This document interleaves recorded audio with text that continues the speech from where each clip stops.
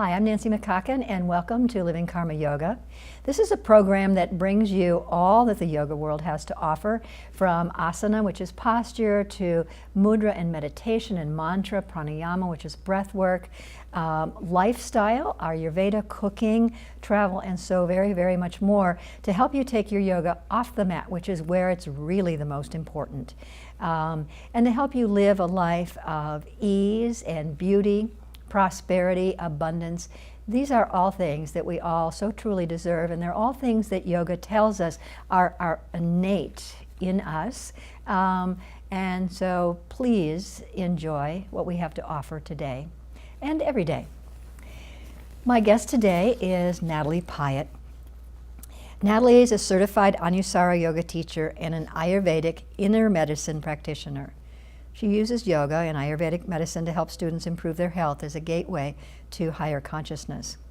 Dedicated to the study and practice of Ayurveda, which is a sister science to yoga, in the Wise Earth tradition, Natalie is a certified massage therapist and Ayurvedic counselor, trained in the U.S. and Southeast Asia. She offers private yoga sessions and Ayurvedic consultations to bring body, mind, and spirit into balance and harmony. Natalie is a member of Karma's Ayurvedic team. Welcome, Natalie. Thanks for coming. Thanks for having me. Yeah, it's always fun to talk to you. Yeah. So Ayurveda, it's considered the sister science of yoga, Ayur being life and Veda meaning science of, coming from the ancient text, the Vedas. And it tells us that as human beings, our bodies, our minds, our spirits, soul, whatever, are in a constant state of flux. Energy, certainly, but we're also responding always to the environment that we're in and to our reactions, internal reactions to the environment that we're in. In other words, the changing conditions of our lives. And from what I understand, Ayurveda describes health as balance. And it emphasizes coming into balance with nature and with the changing seasons. And is that correct? And why is that important? Yeah, so balance is an interesting word. In Ayurveda, when we speak about balance, we're talking, so there's a micro vision and then there's a macro vision.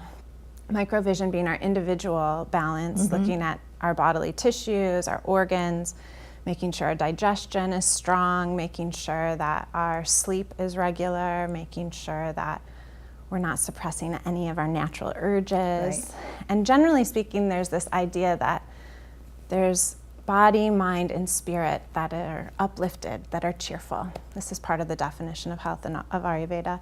But there's also 4 aims inside of Ayurveda, sort of goals. Dharma, a word that we use sometimes, loosely translates to one's like dutiful purpose. Sometimes we think of it in the Western world as career, but it's more than that. So having balance is a connection to your soul's purpose. Okay. It's also connected to your capacity to bring in what's called artha, which is just wealth, having enough resources to function in your daily life.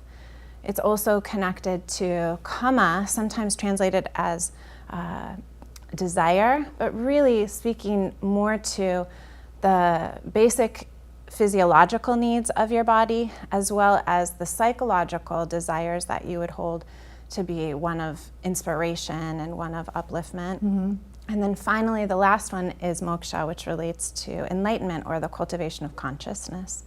So big picture, small picture. Right. Yeah. Okay, and then how does that coming into balance with nature and the seasons and autumn? And so we're coming into the autumnal season, and I was in Peru for about 10 days, as a lot of people know, and the weather was very similar to what it is here now, and I came back expecting a nice August and warmth, and found it was fall, and it's thrown me for a loop a little bit.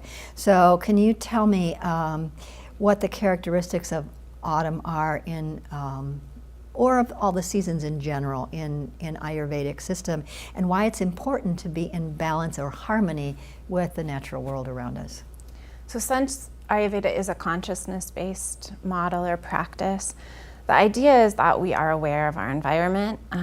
So we're conscious of the changing seasons. Here in Michigan, we have 4 seasons at least.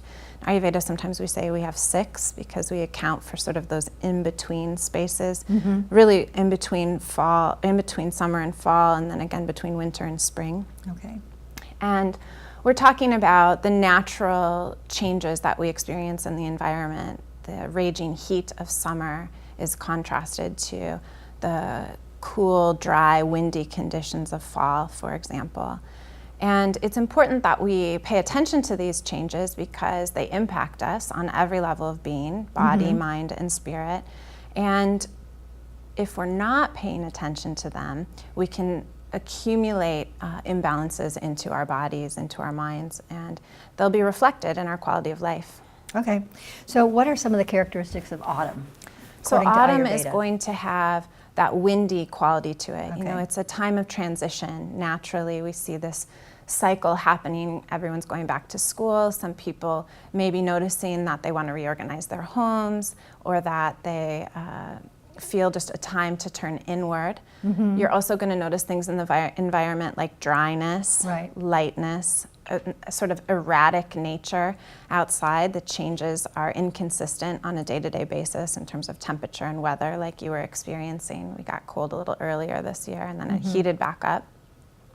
But in general, there's this sense of like a voidness, characteristic of the wind element. The plants are drawing their energy down into the roots. And in that same way, there is this idea that we are releasing something away. And then we will notice that in our own experience, there's sort of a quickening, a lightness that can come in. People will feel a little bit maybe more vulnerable, or even a little bit more raw during the transition into fall. Sometimes there's even a loneliness that can set in emotionally. Skin will get dry. These are common things. Of course, everyone's unique. So when you mention void, that's that sense of loneliness that people experience. And I know in the fall, usually it hits me a little bit earlier than fall. I just get a little depressed because of the sort of dying, and that's part of what you're talking about in terms of the void. The other thing that I noticed when I was younger and I had kids at home is I speeded up.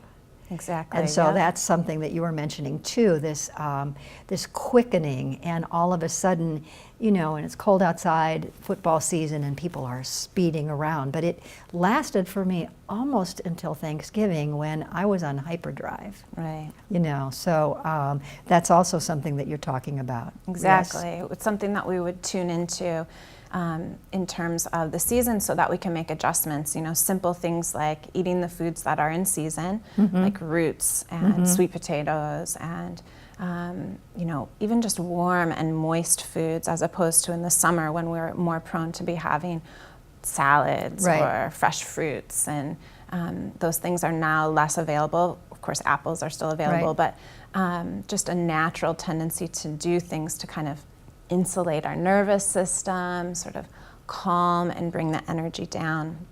If we don't, if we're not aware, we don't know that this is part of nature and that it's impacting us, it can end up that we can feel really anxious, we can feel lonely, we can feel even, you know, little things. There's a real common, at the end of August, people will have arrhythmias. Oh, arise. Really? Yeah, because the nervous system is sort of at its max, all the heat and stimulation is there. The senses have just, you know, digested this enormously luminous season, and then all of a sudden there's a big change. And if there's too much stimulation for the nervous system, what we call vata dosha, or connected to the wind element, can create that erratic quality even inside the heartbeat. It's very interesting. Wow. So if someone is to come to you, because you do with an arrhythmia, in a private consultation, what would you recommend? Well, everyone's going to be a little bit different, of course. I use that as sort of an interesting example, but there's some general things that we can do that will work for most people during the fall to create balance. Things like shifting towards a warm diet and moist and sort of easier to digest. Even a little bit more oil or fat in the diet can be really helpful. Self-massage is one of our favorite things to recommend in Ayurveda. I do this with my children. We totally noticed that quickening at the end of the summer and then getting into the school year. And so we sort of re-up our self-massage practice, or in their case, they're receiving massage practice from mommy or daddy.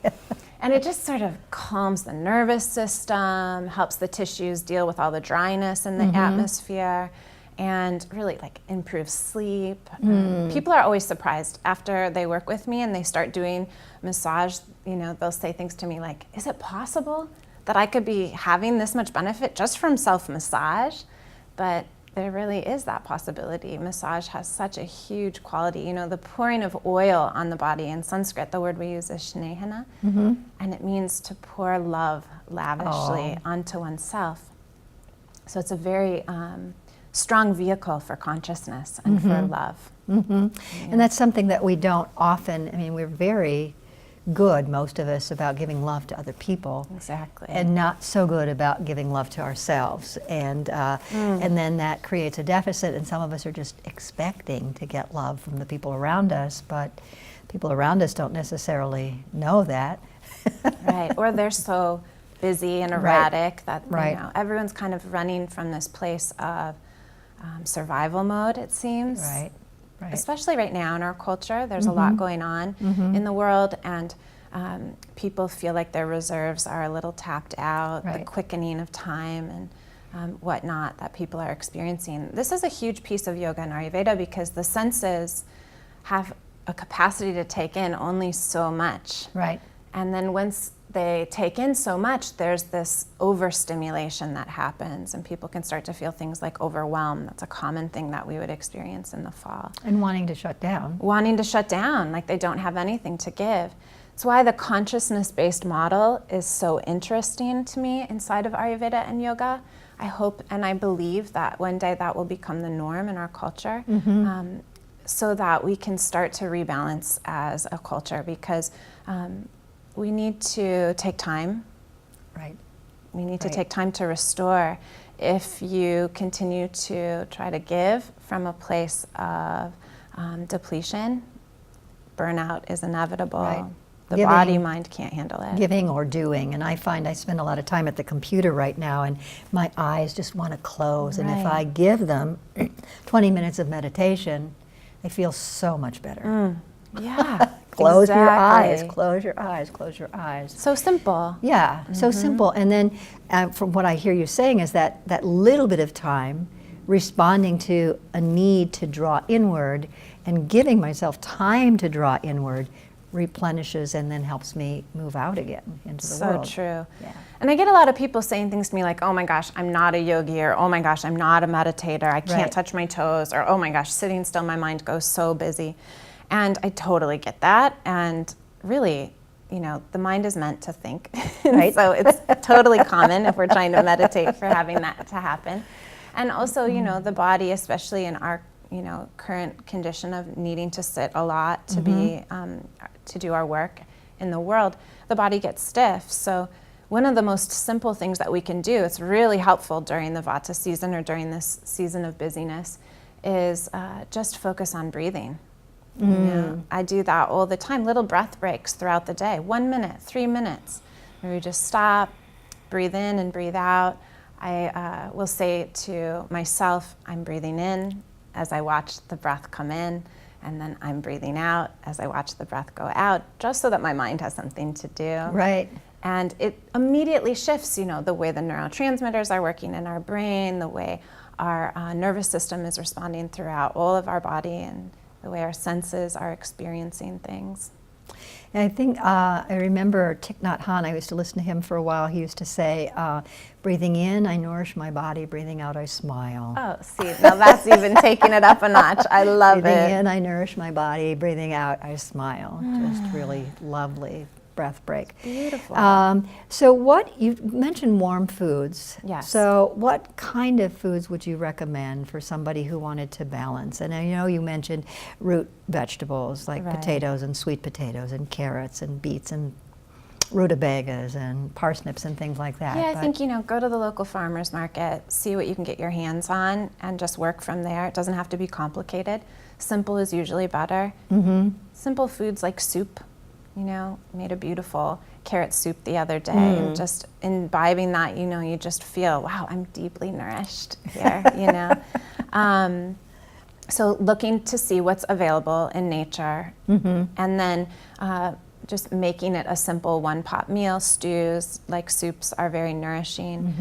Grains, you know, shifting your breakfast if you've been having cold breakfast or raw breakfast, shifting now towards a warm breakfast, oatmeal or cream of rice or cream of wheat can be very balancing. A little bit of oil added, a little bit of ghee or coconut oil if that's your thing. And then having soups or just whole grains like rices, basmati rice or brown rice, and some sauteed vegetables. And all the spices are wonderful this time of the year. Everything that, you know, you're drawn to is usually pretty good thing, yeah. this time of the year, because, you know, it helps to purify the tissues and keep digestive, we call it Agni, it means fire, to keep that strong, so that going into the winter months you can continue to have that stability inside of your digestive process. Actually, routine is not something that I've said yet, but that's a huge thing to bring into your practice during this time of the year, really always, but when things start to feel erratic or start to feel ungrounded, just bringing a rhythm to your food can be so helpful. Eating at the same time during the day. We tend to graze a lot in our culture. We have food available to us all the time, and food that in many cases is imported, or, you know, it's like, I want Thai today and I want Chinese tomorrow and I want, you know, Mexican for lunch, which is a wonderful thing, but the body prefers consistency. So if you just think simple, warm, nourishing foods, sometimes I think kind of like baby foods, you know, just like soups, things that are really easy to digest and bring into your body. Soft, warm, moist foods, and then eating them at the same time daily. The mind isn't a huge fan usually of that rhythm and routine, but the body just loves it. Our organs just love it. And within a couple days of practicing it, usually we can convince the mind. And so you mentioned eating at the same time. Would you mention a daily routine of getting up in the same time too? Exactly, yeah. And going to bed at the same time? Exactly, we have to baby ourselves. Sleep schedule, meal schedules, our bodies like it. And then our lives can feel so full in all the other places and we won't feel overwhelmed. You know, it really helps. I do notice that when I'm emotionally grounded, everything seems easy. And when I'm not, it's just even 2 or 3 things that I have to do, even if they're simple, feel overwhelming. So that's a really good... Huge awareness there, Yeah, and so that's... in the same way. And so you're suggesting that routine helps us with that nourishing aspect for ourselves emotionally and physically. One of my teachers used to say, nourish the root. Nourish the root. Nourish the root, just like the way we care for our plants, you know. Just let your body get nourished at its most primal needs first, and then, you know, from there we can soar. Or blossom. So what is the Wise Earth tradition of Ayurveda? So Wise Earth tradition is a school of Ayurvedic practice founded by Maya Tewari.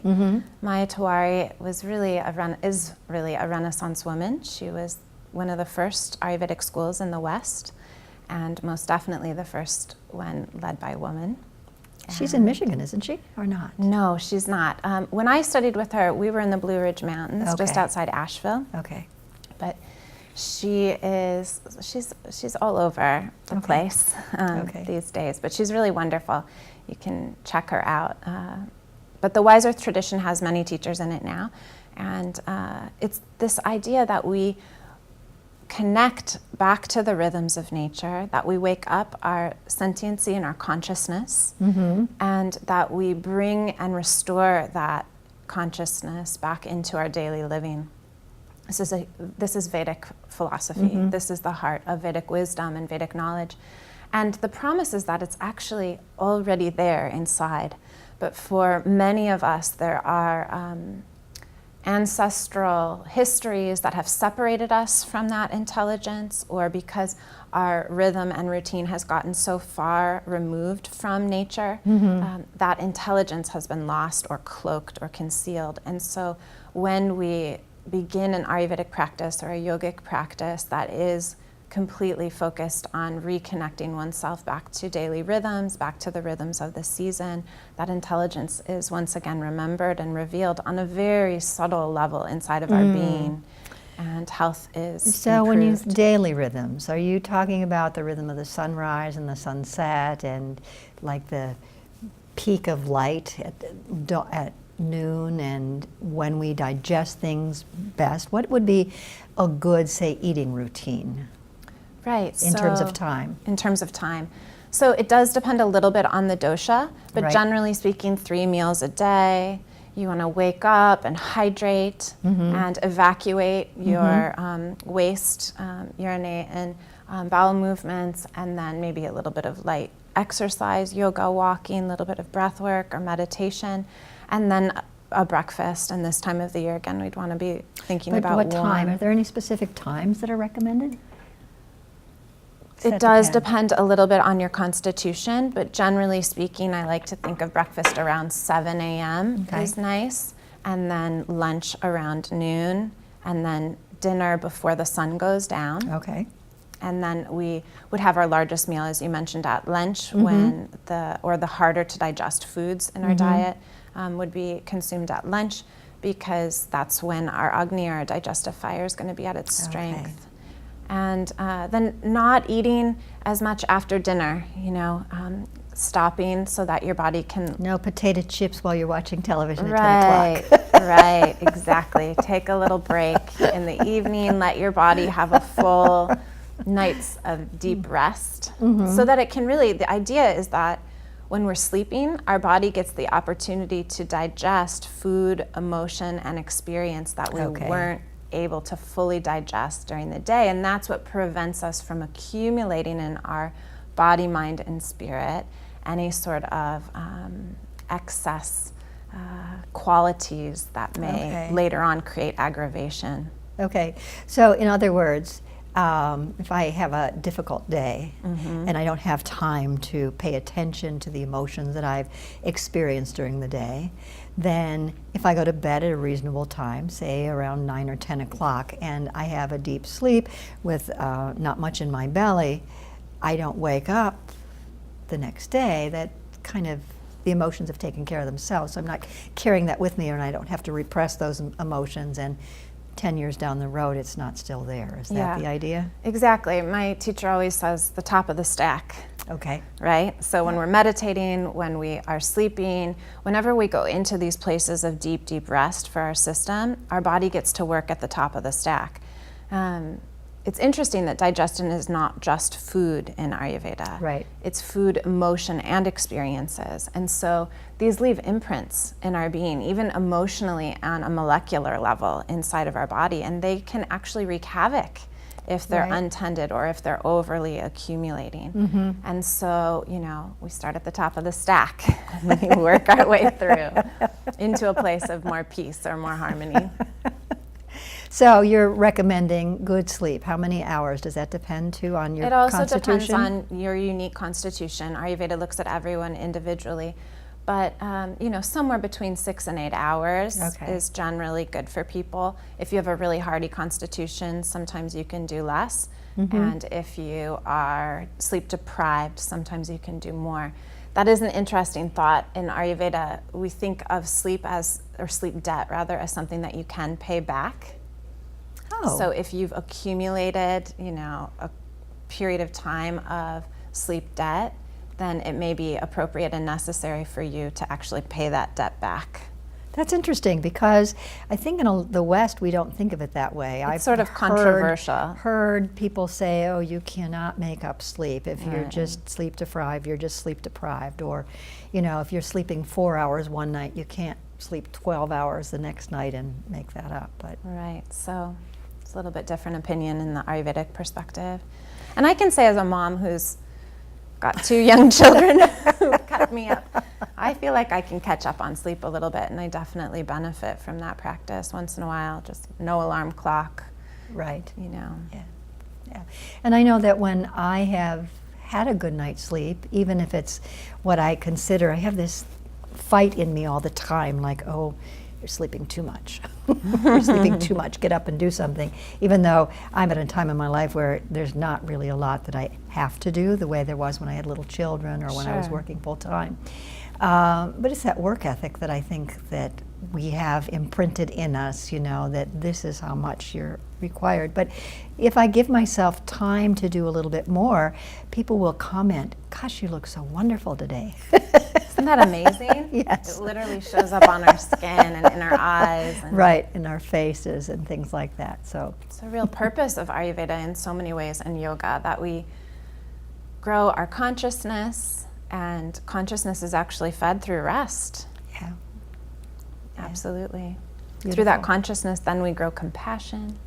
Compassion breeds love. Yes. Love, right? That's what it's all about. It is, it is, it is. And that's a good place to end. Okay. Okay. Always. Always, always, always. And begin. And begin, right. All of life. Yeah. Thank you so much for coming. Thanks for having me. And thank you at home, too, for joining us today. For more information on our schedule, go to www.karma-yoga.net. And for information on Natalie and her programs, go to karmayoga.net too. She's got a fall cooking and self-care. We have an Ayurvedic living series that we do at Karma. And if you're interested in that, the fall cleanse and cooking, what's it called? We're doing fall kitchen sadhanas Fall this kitchen, weekend. yeah, fall kitchen. So fall kitchen and cleanse. Go to the website karmayoga.net and look at the workshop section, and you'll find out more. Natalie's there twice a week. If you'd like to, if you've been as enamored of her as I am, find her in her classes. And we look very much forward to having you in class and at our workshops. Thanks again for being here. And I'm going to end today by bringing my hands together and repeating a namaste, that definition of namaste that I saw recently. It's my light digs your light. I love it.